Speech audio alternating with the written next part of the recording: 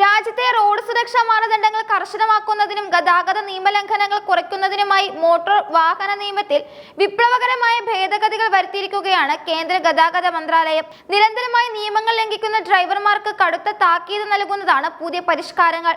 ഒരു കലണ്ടർ വർഷത്തിൽ 5 അതിലധികമോ തവണ ഗതാഗത നിയമങ്ങൾ ലംഘിക്കുന്ന ഡ്രൈവർമാരുടെ ലൈസൻസ് 3 മാസത്തേക്ക് സസ്പെൻഡ് ചെയ്യാനുള്ള വ്യവസ്ഥയാണ് ഇത് ഏറ്റവും പ്രധാനപ്പെട്ടത്.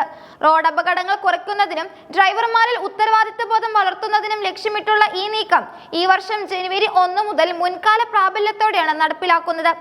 അതായത് ഈ വർഷം തുടക്കം മുതൽ ഇതുവരെ 5-ൽ കൂടുതൽ തവണ നിയമലംഘനം നടത്തി പിഴ അടച്ചവരും പുതിയ നിയമത്തിന്റെ പരിധിയിൽ വരികയും ചെയ്യും. പുതിയ നിയമം അനുസരിച്ച് ലൈസൻസ് സസ്പെൻഡ് ചെയ്യുന്നതിന് മുൻപായി കൃത്യമായ നടപടിക്രമങ്ങൾ പാലിക്കേണ്ടതുണ്ട്.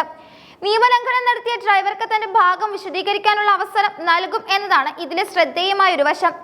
RTO അല്ലെങ്കിൽ ജില്ലാ ട്രാൻസ്പോർട്ട് ഓഫീസർ എന്നിവർക്കായിരിക്കും ലൈസൻസ് സസ്പെൻഡ് ചെയ്യാനുള്ള അധികാരം.